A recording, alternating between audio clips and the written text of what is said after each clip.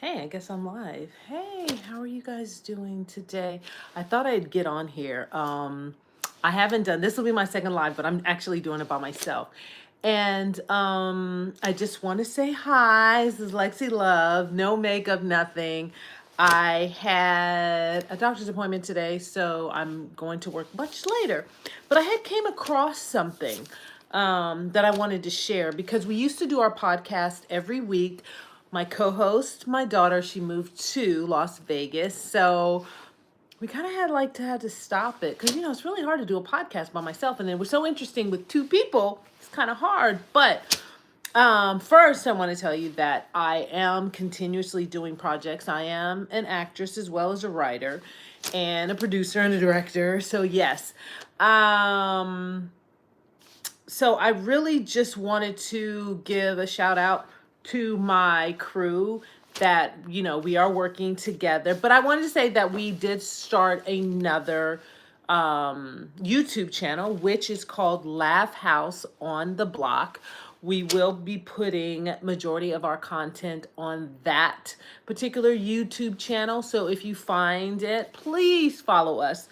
Laugh, the every single word is capitalized. So laugh is the L is capitalized, house, the H is capitalized, on, the O is capitalized, the T is capitalized, and block, the B is capitalized.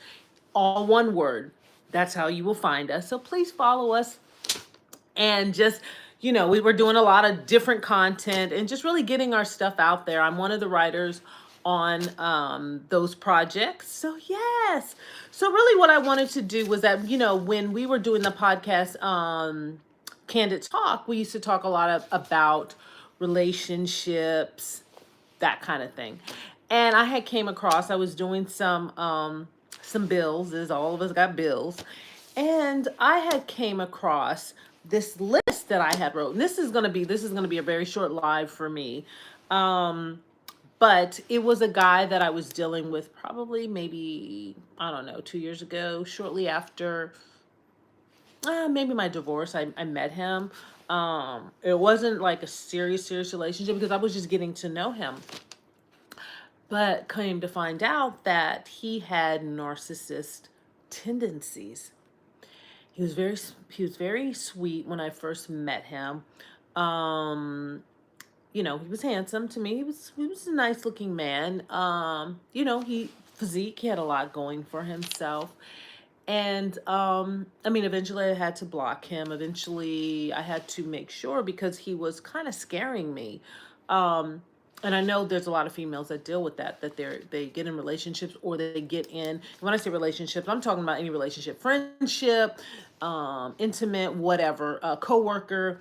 It doesn't have to necessarily be sexual. That sometimes people can scare you because they are over the top, like stalkers. And I had to block him from my a lot of my social media. He found me on WhatsApp.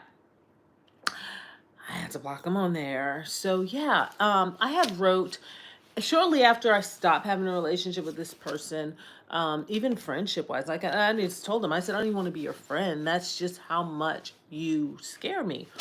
So I had wrote a list, 10 items that I needed for myself because I thought something was wrong with me because I attracted a guy that was narcissistic and everything was about him. And so I will just go ahead and give you the top 10 that I wrote because I think women, we don't talk about it enough. And when we do, we feel like we're being a victim, and we're not being a victim.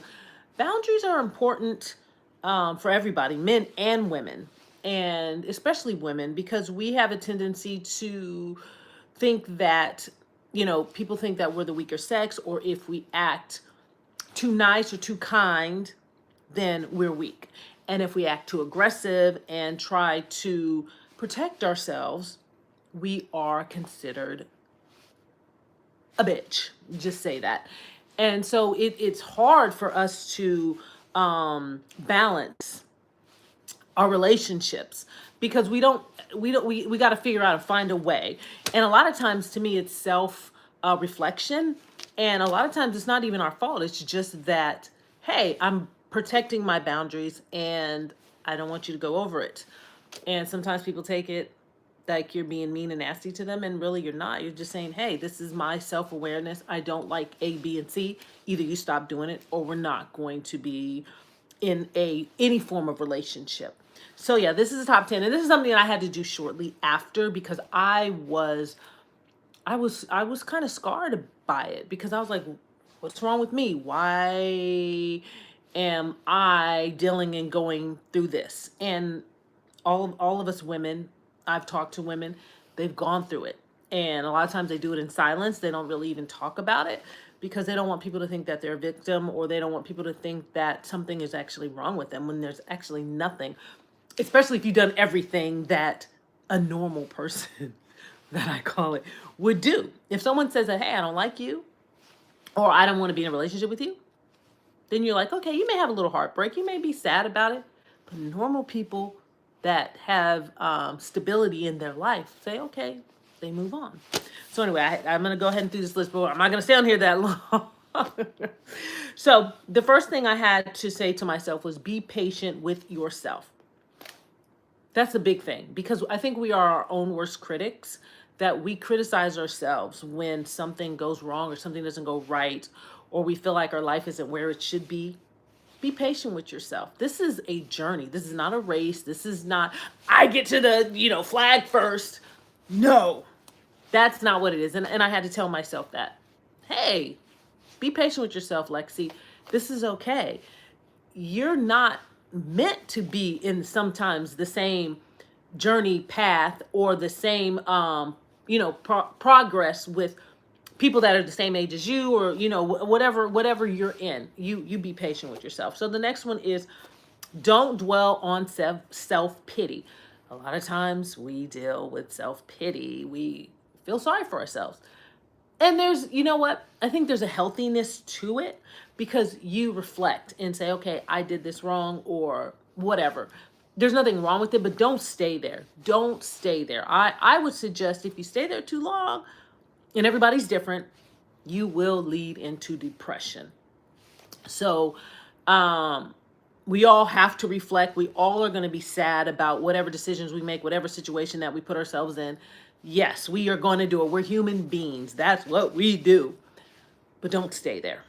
The third one is, mean what you say and say what you mean. Women, we have such a hard time. Not saying that all women, because I've seen some of women that be like, and it works for them. I'm the type of person where I used to always want to, not get the person upset at me or make them feel some kind of way. Now it's kind of like, this is what I mean. This is what I said. You don't like it. You don't have to. Simple. So we need to learn to do that. Mean what we say what we mean, and stick to it. And you know what? It's not about hurting other people's feelings. It's about putting yourself first.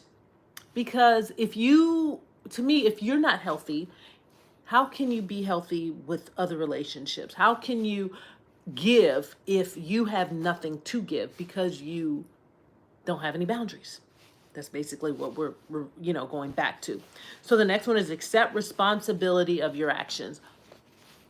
We deal with a lot of people who do stuff, say stuff, act a certain way, and they will not take any responsibility for their behavior or their actions. And when you bring it up, they're like, that's not how I perceived it, or that's not my perspective, or whatever. I respect people if I do something to someone, or say something to someone, or not intentionally do it, and they bring it up and say, hey, Lexee, I didn't like this. I have to reflect back and say, okay, that is the person I want to be friends with, or that's the person I want to have a relationship with.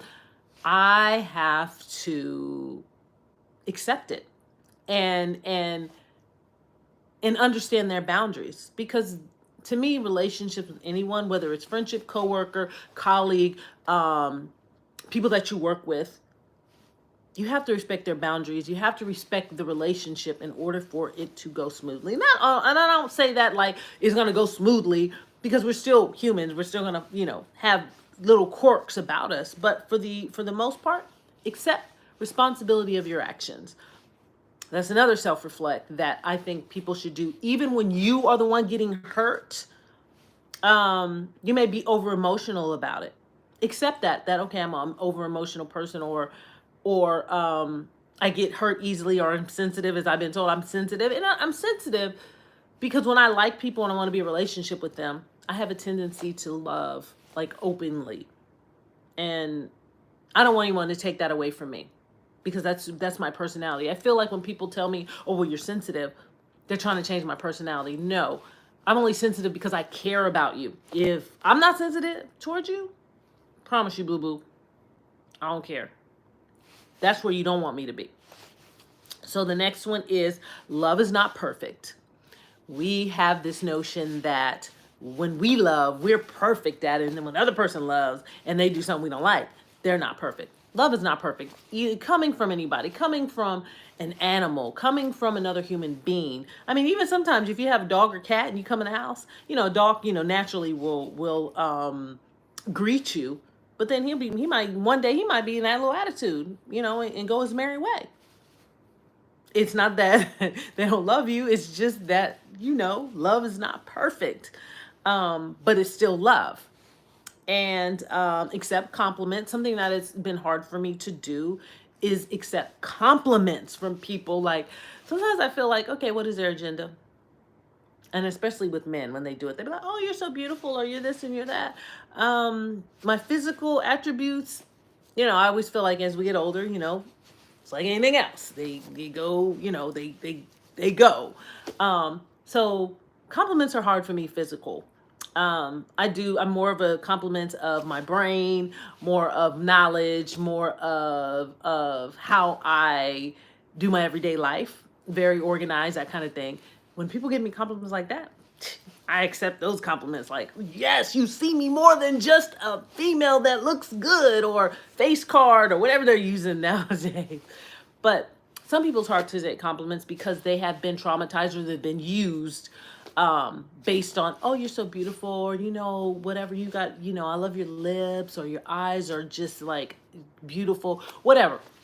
And then they've been used. So sometimes it's hard for people to take compliments. Women, take compliments. It don't even matter, because at the end of the day, they cannot go over your boundary unless you allow them. So if they say that you're beautiful, and they may have an alternative motive, it don't matter. You're the one that says, stop, thank you for the compliment, but I'm gonna go over here. So the next one is trust the process. That means in anything in life, anything, your work, your personal life, your romantic life, friendship, relationship. Trust the process. I think that's hard because I am an impatient person naturally. I've always been that way. My mother used to tell me, "You are so impatient."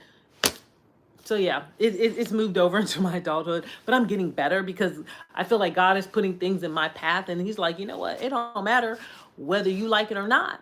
You're gonna be taught. Patience is a virtue, as they always say. Patience is a virtue. It's like, I don't care. I don't want to hear that. So the next thing is that if you miss someone, tell them. There's nothing wrong with that. Absolutely nothing. I think we hold in our emotions because we think that people are going to be like, oh, she's so emotional, or he's so emotional. When my mother passed in 2020, a lot of people know, if they watch my podcast, that the entire time when we were going through COVID, from pretty much April all the way for the entire year of 2020, I told my mother almost every single time that I saw her for those 8 months that she lived, until she passed in October of 2020, I told her how much I loved her, how much I missed her, because I did not. It's a little different when people are dying, because you know that you are a time limit, but you don't know that you may wake up that morning and that's your last hours of life. Always tell somebody that you care about, that you love, family, that you really care about, that you really want them to see them succeed, be a relationship. Tell them that you miss them, that you miss them. I don't think we do that enough as human beings to other people. We take it for granted. Oh, they're just going to be there. And experiencing death with my mother gave me a whole different perspective of life. Because you never think your mother's going to die. I don't care what anyone says. We never think our mother is going to pass away. And I didn't understand that until my mother passed away. Like, even though I was the child, it's still a part of me that she's gone now. She's not here physically. So yeah. So just, like I said, you miss somebody, you don't see them every day. You talk to them on the phone, you text them, you call, hey, I miss you. How you doing? Blah, blah, blah. And one that a lot of people is hard because we take it as insults or digs. And if they are a real friend, they're not going to do that. It's not coming off that way. But don't take constructive criticism as a put down. I grew up with constructive criticism. Ugh. In my generation, constructive criticism was a regular basis. Like, now the Gen Zs, like my youngest daughter, sometimes I'll be like, how can I say this without them thinking that I'm putting them down? Because I'm not. I would rather someone who loves me to tell me the truth before I walked out. Like I'll use clothes, for example. If I'm wearing something and it looks hideous and I think it's cute, please tell me, you know what? You can wear that around the house, but because I don't want to go out looking like a fool. I don't want to be laughed at. People have a tendency to laugh at you, especially when they don't know you. Be like, what's she doing? I love constructive criticism from people that love me. And my feelings can't get hurt because at the end of the day, you saving me some embarrassment. I think we need to get back to that and learn that constructive criticism is a good thing, especially when it's done in private. Don't ever call to me, when you call somebody out in a bunch of people or in a crowd, then you being a little bit deceptive. But if it's just one-on-one, be like, hey, such and such and such. They're your friend. Accept it. Don't think it's a dig. And the last one, before I have to leave, it's 11 o'clock, I got to get out of here, is enjoy the moment and live. I think we don't do enough of that. I think we're always planning. Oh, I can't wait to go on vacation. I can't wait to stop working. I can't wait to retire. I can't wait to have kids. I can't wait to get married. I can't wait I graduate from high school or graduate from college. I can't wait to move out of my parents' house. Enjoy the moment. Because we'll never get it back. Time is spent. Nobody can get time back ever. We can make boatloads of money. Time actually is more valuable than money ever could be. Because at the end of the day, even a millionaire, when they die or when they're dying, they don't sit there and say, man, I should have more money. When they're dying, their perspective is, I wish I had more time. And as young people and as people my age, we still don't think about that. We think, okay, well, I got to hustle. I got to make more money, so then I can have that dream car, I can have that dream house, or I can have this and this and this. And then when we get to the end of the road of our life, because all of us have a timestamp on us, I wish I had more time. So live in the moment. Enjoy each moment of your life, whether it's good or bad. Because I think even when things are bad, it reflects. You reflect back on it when things get good. Dang, I went through that, but I got through it. Enjoyed it, as hard as it is. Because it's hard. Because I know I go through it. So yes, thank you for watching me. I appreciate it. I had 2 watchers. And you know what? I need to come on here more often because I am a talker. I can talk by myself. I don't need a co-host. Even though I miss her, I miss Valentina so much. I miss her. We had a really good chemistry. It's hard to find another co-host to do a podcast with because I want someone that is younger than me that has a different perspective so then we can bounce off on each other. That's what makes it fun. And it's hard. It really is. So you guys have a wonderful Wednesday. If you live in Georgia, it's cold. If you live probably in the East Coast or up north, it's probably cold. My daughters are in Vegas and they're like, oh, it's nice. I mean, it's nice, Mom. I'm just like, okay. So you guys have a wonderful, like I said, have a wonderful Wednesday and watch out for our content on, what is it? Laugh? What is it? I say Laugh. Shoot. Because I didn't make the actual YouTube, but I'm part of it, which is Laugh House on the Block. You can find it. Our content's going to be there. We're just going to keep going up. And just, make ourselves famous. Shoot. You know, like I said, if you are in the industry, you're an actor, you're a writer, you're a producer, you got some things going on, don't wait around. Don't wait around. Do it. Do it. I know these Gen Zs are doing it. They doing it, and they making money. So don't ever sit there and just, because you know I do advertisement, I do auditions, I do all of that. But I don't wait around. There's no point. Wait around for what? For what? I know I'm talented. I know I have a gift, so I use it. So again, you guys have an awesome day, and thank you for watching my live YouTube channel. So yeah, I need to get on here more often. I just need to find a little content, talk about it, and see what happens. So yeah, why not? Why not get on this every day? This is fun for me because I can talk my little butt off. So again, you guys have an awesome day. I got to get out of here and get to work.